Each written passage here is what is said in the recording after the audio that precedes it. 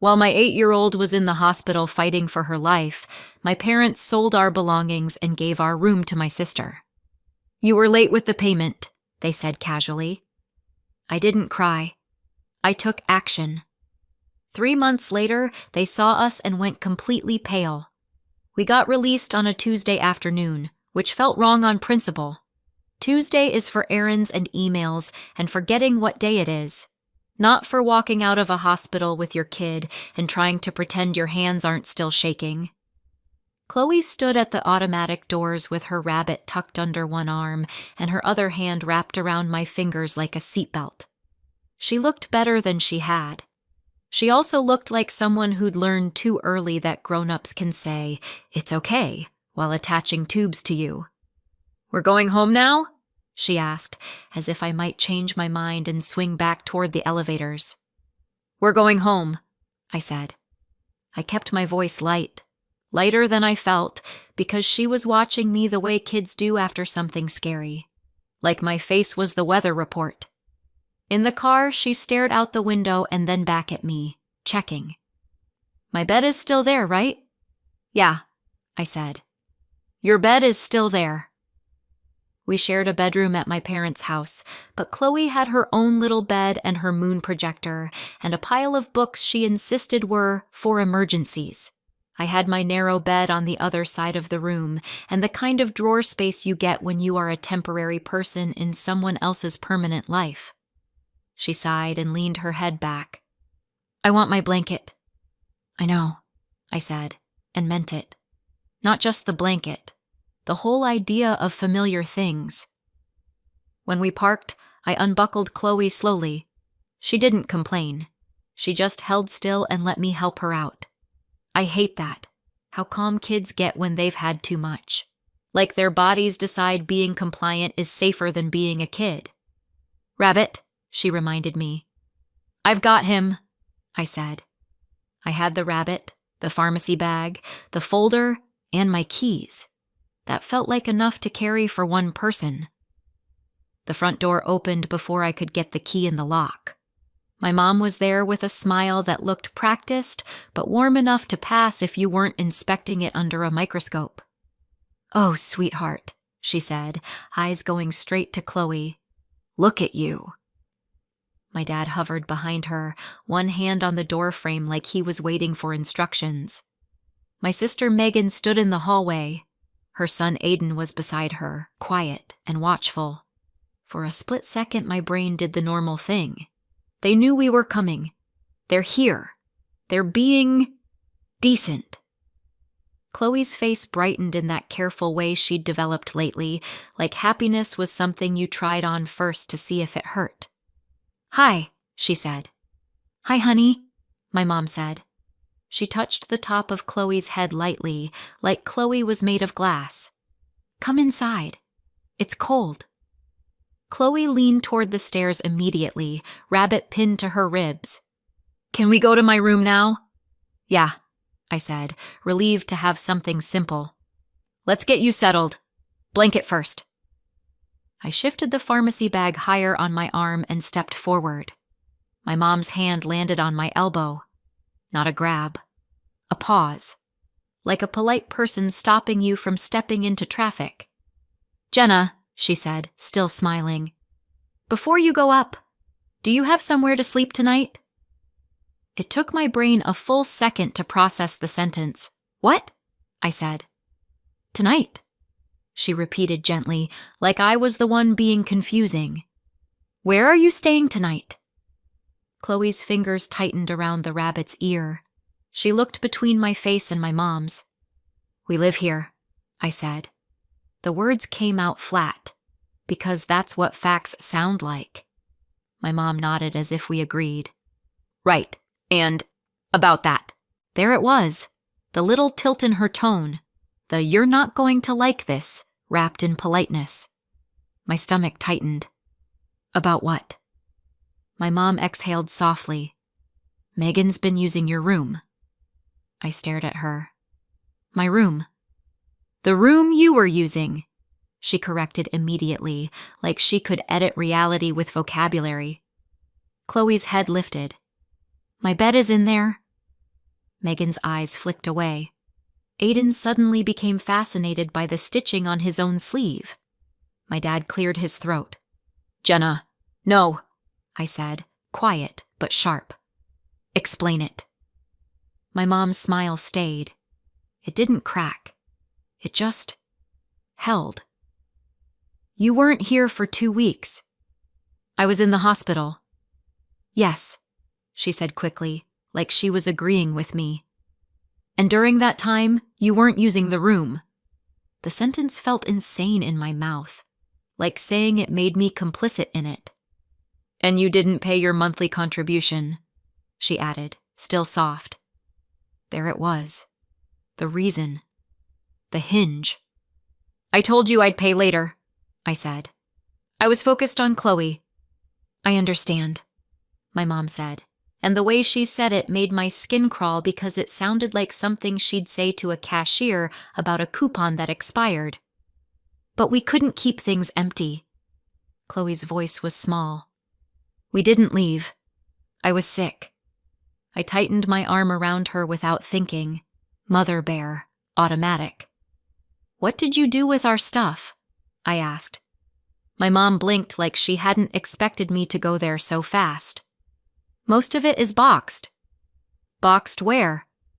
"In the garage," my dad said, like he was offering helpful directions. "Most?" I repeated, because that word was sitting in my throat like a stone. My mom's smile shifted. Barely. "We had to sell some of it." Chloe blinked hard. "Sell my stuff?" "It wasn't being used," my mom said casually, like that was a normal thing to say to a child holding a hospital discharge folder's worth of trauma. My mouth went dry. "What did you sell?" my dad answered, like he'd rehearsed it. "The game console, the tablet, the headphones." Chloe went very still. Not tears, not anger. Just blank shock, like her brain stepped back to protect her. "My headphones?" she whispered. Megan jumped in, voice quick and bright, trying to plaster over the moment. "Jenna, it wasn't like we wanted to. Money was tight and Aiden had his deposit due." "Aiden's deposit," I repeated. Megan nodded, relieved to have a justification. "For his competition. Non-refundable. We needed it by Friday." I stared at her, then at my mom. "So, while Chloe was in the hospital, you sold her things to pay for Aiden." My mom's smile widened a fraction, like she was offended by my wording. "You missed your contribution." Chloe's hand slid into mine, tight enough to hurt. "Show me the boxes," I said. We walked to the garage. The garage smelled like dust and cold concrete. Stacks of boxes lined one wall. Some had my kid's name on them in thick marker. Chloe, clothes, Chloe, books, written in my mom's handwriting. Chloe reached out and touched the letters with 2 fingers. "That's my name." "I know," I said. Behind us, my mom followed like this was a reasonable tour. "We kept the important things." "Like what?" I said before I could stop myself. "The stuff that doesn't have a resale value?" My dad's jaw tightened. My mom's smile flickered. Then it came back, brighter, as if she'd just remembered she was supposed to look kind. "Megan needed help," she said. I turned my head slowly. "Megan lived somewhere else." Megan lifted her chin. "Rent is expensive." "So is a hospital," I said. My mom stepped in smoothly, like she always did when things started getting uncomfortable. "Jenna," she said, "there's no reason to turn this into a confrontation." I didn't raise my voice. I didn't move.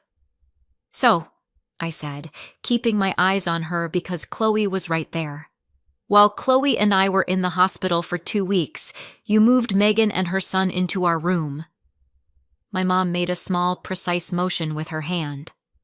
"No," she said. "Not exactly."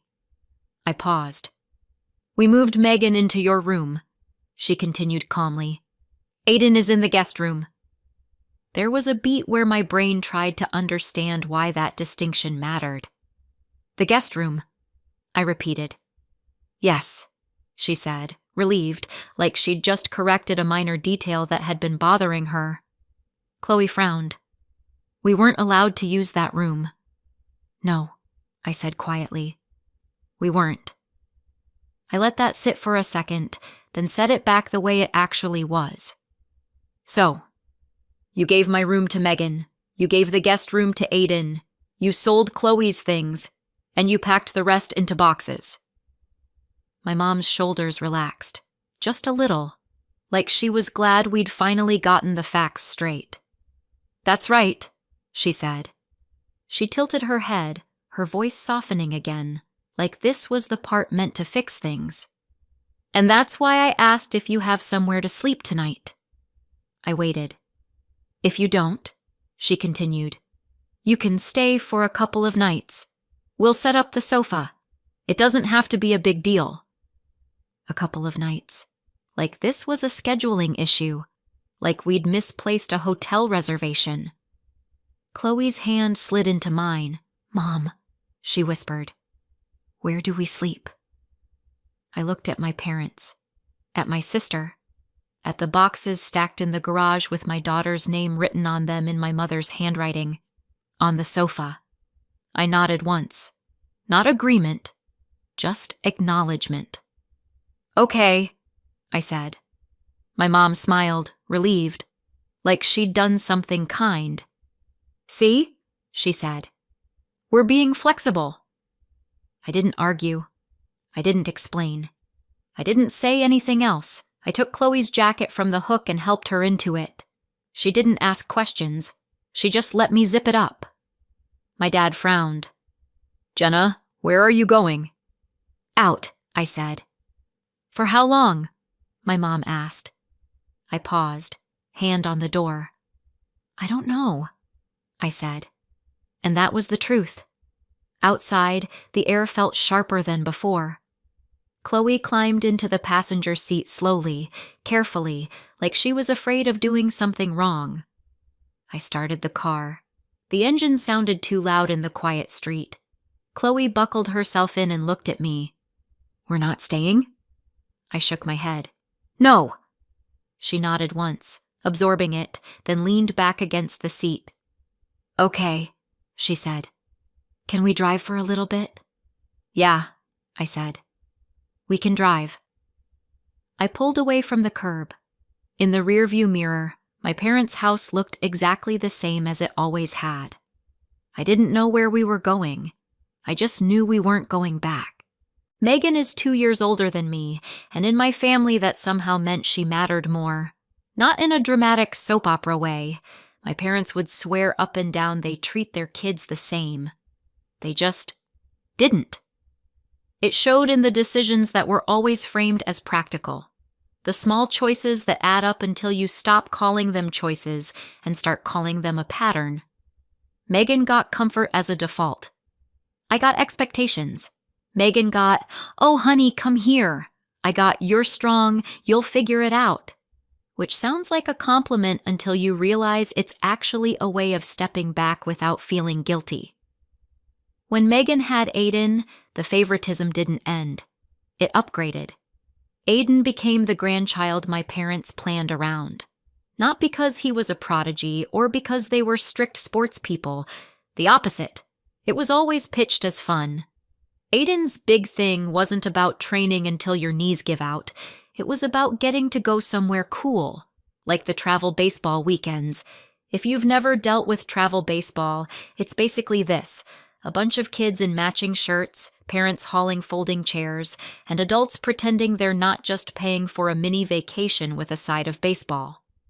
Aiden's team had one coming up in a beach town. Not a serious tournament, not a career move. A beach town. The kind with a boardwalk, overpriced ice cream, and kids running around in sandals still wearing their jerseys because they think it makes them look important. Aiden wouldn't stop talking about it. The ocean, the hotel pool, the team dinner, the idea of waking up somewhere that isn't home and getting to say, we're here for baseball. Like that explained everything. My parents ate it up. They called it an opportunity, but what they meant was, we want him to have a good time. Chloe didn't get that kind of energy. Chloe got labeled easy, which is a word adults use when they don't want to admit a child has learned to shrink. Both Megan and I are divorced, and that's where the difference in treatment got impossible to ignore. When Megan's marriage ended, my parents rallied like it was their shared mission. My mom blamed Megan's ex immediately. My dad did the grim headshake and the "he never deserved you" line. Megan could do nothing wrong because she was going through it. When my marriage ended, years earlier, when Chloe was smaller and my life was a lot less stable, my parents didn't rally. They assessed. They offered a room, but not comfort. Living with them wasn't free. It wasn't even soft. There was a monthly contribution, the kind they insisted was fair, plus the unspoken expectation that I'd make myself useful. Extra errands, extra chores, extra "can you just" tasks that weren't requests, because in that house, requests were for Megan. I paid to live there, and then I paid again in labor. I did it because I had to. Because rent doesn't care that you're exhausted and single-parent math doesn't magically stretch. What made it sting wasn't paying.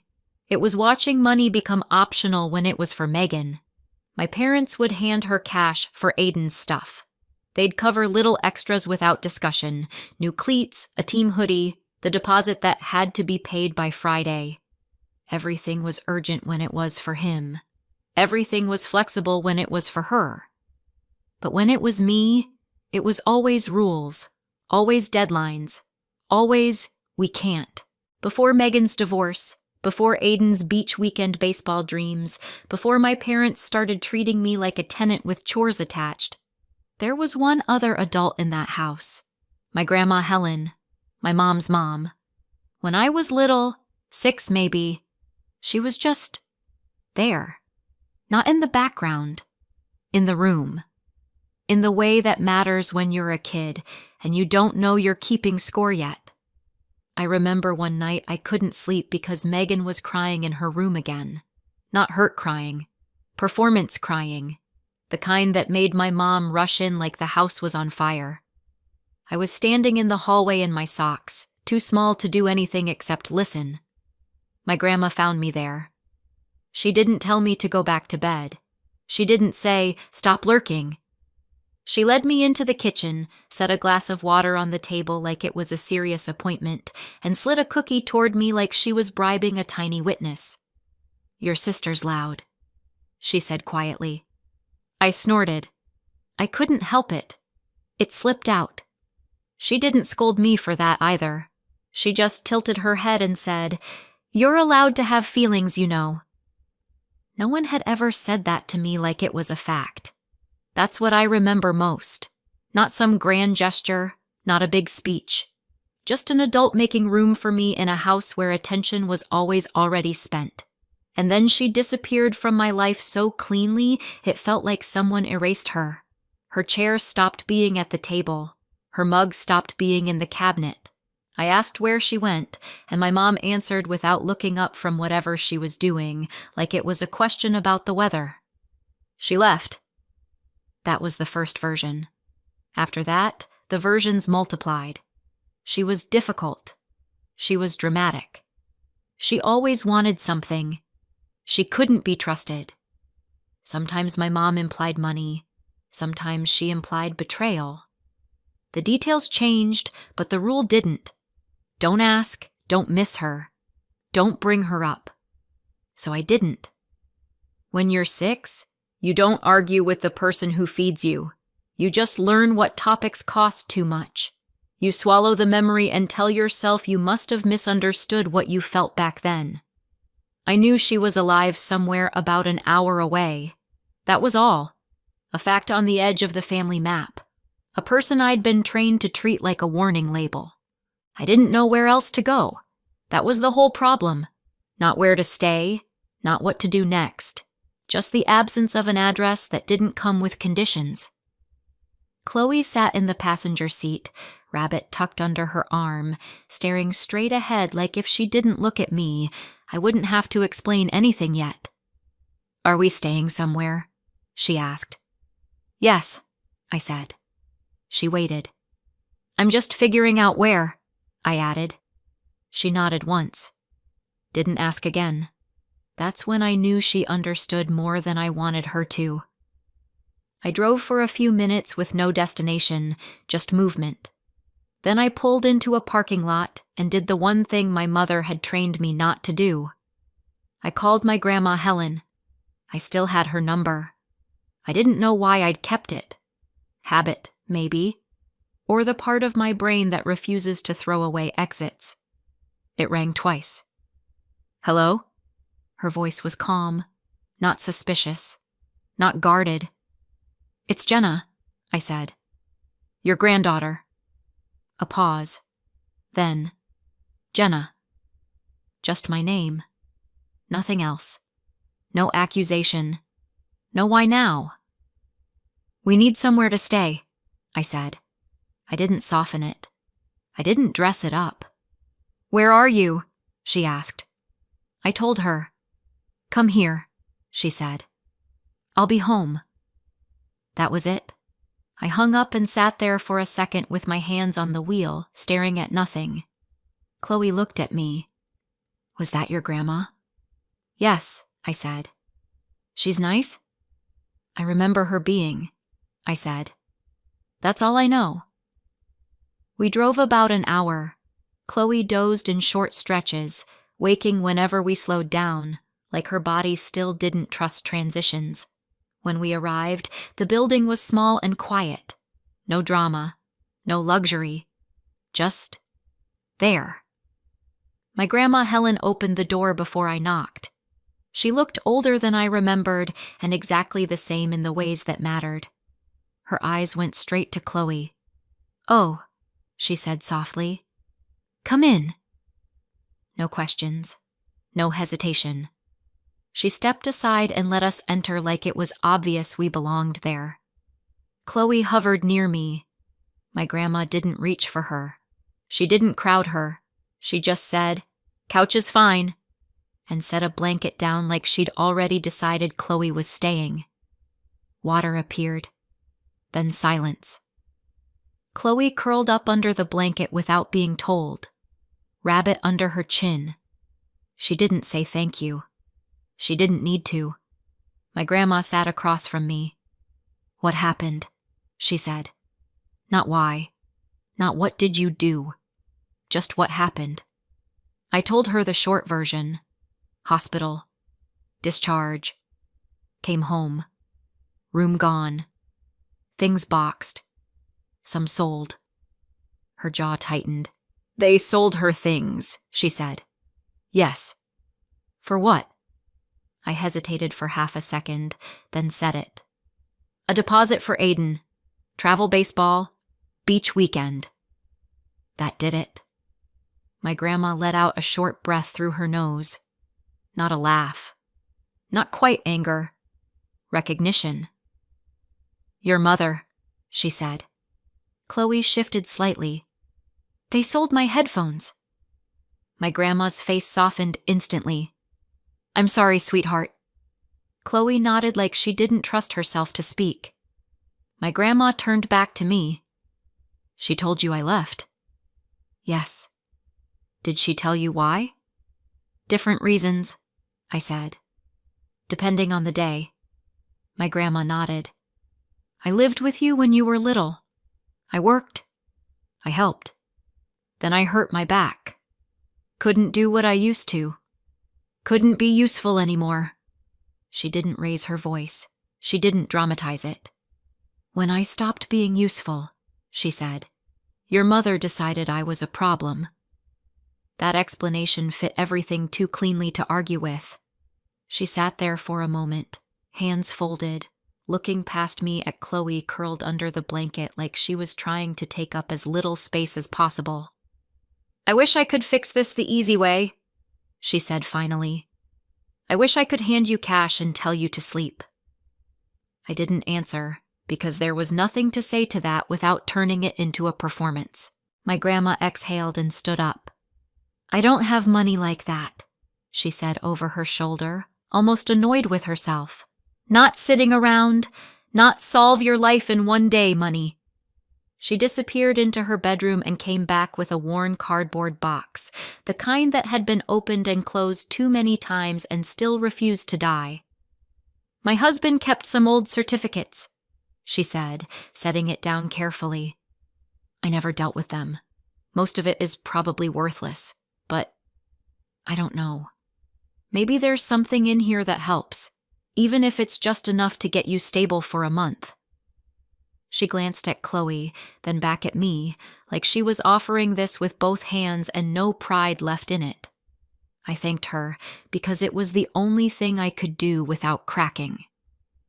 That night, after Chloe finally fell asleep, Rabbit tucked under her chin, breathing even again, I sat at the small table with the box in front of me and my phone beside it. I opened the box and immediately understood one thing. I had no idea what I was looking at. They weren't checks. They weren't cash. Just old paper with company names on them. Some of them sounded familiar. Most of them didn't. So I started looking them up. One by one. Most went nowhere. Companies that didn't exist anymore. Names that led to dead pages or collector forums. A few were technically worth something, but nothing that would change anything. Enough to buy groceries, maybe. Enough to feel disappointed. Then I pulled out one that said, Apple Computer Inc. I stopped. Not because I know finance, because I know what Apple is. I checked the paper again, just to make sure I wasn't misreading it. There was a note attached, faded but clear. $400. I looked it up, expecting maybe a few thousand if I was lucky. Enough for a deposit somewhere cheap. Enough to breathe for a month. That wasn't what came up. What came up was a very simple explanation. Shares bought decades ago don't stay the same. Over the years, they multiply. I did the math. If he bought about $400 worth back then, that was 18 shares. Those 18 shares had turned into 4,032 shares. I pulled up the current price. I typed it in. I stared at the number on my screen until my eyes stopped trying to reject it. $1,090,051. I sat there for a long second, phone in my hand, heart pounding hard enough to make me feel sick. Then I stood up quietly and walked to my grandma's door. I knocked once. She opened it immediately. "What is it?" she asked. I didn't say anything. I just held out my phone. She leaned forward, squinted, then straightened slowly. "Oh," she said. Not excited, not happy, just stunned. Because some numbers don't feel like money right away. They feel like a way out. 3 months later, I was standing in a house that belonged to us. I still had trouble saying that sentence without mentally adding "for now" at the end. The weeks after that night blurred together in a way that didn't feel dramatic so much as administrative. Phone calls, meetings, forms, a lot of waiting while people confirmed, reconfirmed, and then confirmed again that yes, the numbers were real, and yes, everything checked out. I didn't feel lucky. I felt suspicious. Every step came with this underlying sense that someone was about to tap me on the shoulder and say, "Sorry, this was a misunderstanding," but no one did. We didn't sell everything. We didn't need to. My grandma was firm about that. We sold a small part, just enough for a down payment, and left the rest alone. The idea was stability, not spectacle. The house wasn't enormous. It wasn't flashy, but it was solid, quiet. The kind of place where you could close the door and not feel like you were borrowing oxygen. Chloe picked her room first. She chose it carefully, like she was afraid someone might change their mind if she moved too fast. When she finally put the rabbit on the bed and looked up at me, she smiled. A real one, not the careful version she'd been using since the hospital. "This one," she said. Helen moved in with us without ceremony. Ground floor bedroom, fewer stairs, practical choices that didn't need to be justified. It felt natural in a way I didn't question. What did surprise me was how long it took for the disbelief to wear off. Even after the boxes were unpacked, even after Chloe started sleeping through the night again, I'd still catch myself standing in the hallway, half expecting someone to tell us we had to leave. The only contact I had with my parents during those 3 months was transactional. One trip back to their house, one silent unloading of boxes from the garage. No conversations, no apologies, no questions about Chloe, just logistics. After that, there was nothing. And for a while, I thought that might be the end of it. I wish it was. I was in the driveway watching Chloe draw chalk shapes on the pavement when I saw my parents walking down the street. I shouldn't have been surprised. We'd stayed in the same school zone so Chloe wouldn't have to change schools. Same grocery store, same sidewalks, same everything. It was always going to happen eventually. I just didn't expect that day. At first, they didn't see me. They were talking, walking slowly, like people killing time. Then my mom glanced up. She slowed. My dad took another step before realizing she wasn't beside him anymore. They both looked at the house. Not at me. At the house. I stayed where I was. Chloe kept drawing, crouched low, completely absorbed. My mom crossed the street first. "Jenna?" she said, uncertain now. "What are you doing here?" "Hi," I said. My dad frowned slightly. "Are you visiting?" The question landed exactly where it should have. "No," I said. My mom's eyes flicked back to the house. "So you're renting?" I shook my head. There was a beat where neither of them spoke. Chloe looked up then. "This is our house," she said, casual, like she was stating the weather. My mom's face tightened. "Your house?" My dad turned fully toward me. "You live here?" "Yes." That was the moment it hit. Not dramatically, not with shouting, just a visible recalculation they couldn't hide. My mom laughed once, too fast. "Since when?" "Since we moved in," I said. She opened her mouth, closed it, then tried again. "But how?"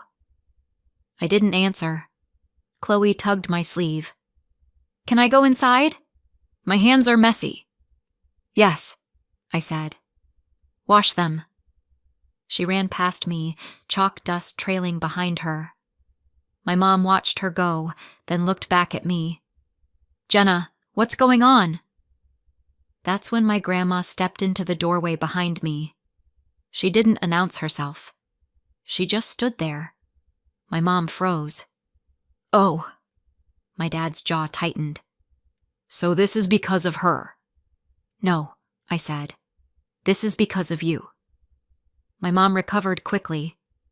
"If there's money involved, that concerns us." "Why?" I asked. "Because if there's inheritance, it doesn't," I said. "And it's none of your business." She smiled, brittle. "Don't be dramatic." My grandma spoke, calm and final. "You should leave." My mom snapped toward her. "This is between me and my daughter." My grandma didn't move. "This is my house too." Silence. The sidewalk suddenly felt very public. My mom's face hardened. "We'll talk about this later." "No," I said. "We won't." They stood there another second, then turned and walked away. I watched them go, chalk dust still bright on the pavement, and knew exactly one thing. They hadn't expected this, and they were not done. 2 weeks later, the letter arrived. I knew it was bad before I opened it. Envelopes don't feel heavy unless they're trying to ruin your day. I sat at the kitchen table and read it once. Then again. They were suing. Elder financial abuse, undue influence, claims that Helen wasn't capable of making decisions, claims that I had manipulated her, claims that the apple stock belonged to my mom because it had been her father's. I stared at that line longer than the rest. The apple stock. How did they even know about that? And how much did they know? My hands shook just enough to be annoying. Chloe watched me from the doorway. Are we in trouble? No, I said automatically, then quieter. We're going to talk to someone. The lawyer was not impressed. These cases happen all the time, she said, scanning the paperwork. People smell money and panic. Your grandmother is competent. The documentation is clean. This is intimidation. Helen snorted. I told you. Still, it rattled me, because it wasn't just money now. It was my parents deciding that if they couldn't control me, they'd try to threaten me legally. Around the same time, messages started trickling in. Is it true you took your mom's inheritance? Your parents are worried about Helen. This doesn't look good, Jenna. Smear campaign. Soft launch. I didn't respond. I didn't need to. The truth doesn't require a press release. Then Chloe broke. She came home from school quiet one day, sat on the couch, and didn't touch her snack. Aiden kept asking questions, she said finally. What kind of questions? About the house. About money. She swallowed. I told him about the apple stock. My stomach dropped. What exactly did you say? That it was from great-grandma. That it was a lot. I didn't say numbers. She looked at me, eyes filling. Is that why Grandma and Grandpa are mad? I pulled her into my arms. No, this is not your fault. But, Chloe, I said firmly, adults are responsible for what adults do, not kids. She nodded against my shoulder, still shaking. That night, Helen made a decision. She moved the remaining stock into a trust, named me the sole beneficiary. Clean. Locked. No room for interpretation. They don't get to scare you, she said. Or her. I slept that night, for the first time in months. The lawsuit unraveled faster than I expected. Not in a dramatic way, in a quiet, procedural way. My lawyer asked for documentation. Medical evaluations were submitted. Timelines were laid out in plain language. Then the letters stopped coming. No new filings, no follow-ups, no next steps. A week passed. Then another. When I asked my lawyer what that meant, she said, it usually means they don't want to keep pushing. After that, the tone changed. What had been accusations turned into misunderstandings. What had been urgent became vague. And eventually, there was nothing. I didn't let it end there. After the lawsuit fell apart, I filed a separate claim, small, specific, and very boring on paper, for what they had actually taken. The things they sold while Chloe was in the hospital. Not emotions, not trauma, not family dynamics. Just property, inventory, dates, receipts, a list of items with price tags attached. My lawyer warned me it wouldn't be dramatic. She was right. It wasn't. They pushed back at first. Not aggressively, just enough to pretend they were offended. Then the paperwork kept stacking up, and the pretending stopped. A few weeks later, the check arrived. It wasn't a fortune. A few $1,000s, roughly what they'd made selling Chloe's game console, tablet, headphones, and the rest of the things they decided she wasn't using. It felt almost insulting, considering everything, but that wasn't the point. When I held it in my hand, it felt real in a way the lawsuit never had. I sat Chloe down at the kitchen table and showed it to her. This, I said, tapping the paper, isn't a prize. She looked up at me. Then what is it? It's proof, I said, that what they did was wrong, and that people don't get to do that to you. She thought about that for a second, then nodded. So they can't do it again. No, I said. They can't. Word got out. Not about money, not about stocks, not about numbers, but about behavior. About selling a child's things while she was in the hospital, about pushing a single mother out and calling it fairness. About how my grandma had been treated years earlier when she stopped being useful. No announcements, no exposé, just the quiet way people stop answering messages, stop inviting you over, stop defending you when your name comes up. My parents stopped calling after that. Not dramatically, just completely. Relatives stopped whispering. The questions dried up. The noise faded the way it always does when there's nothing left to justify. Sometimes I still stand in the kitchen and feel that disbelief flicker. From a garage full of boxes to this. From a sofa offered like charity to a front door I control.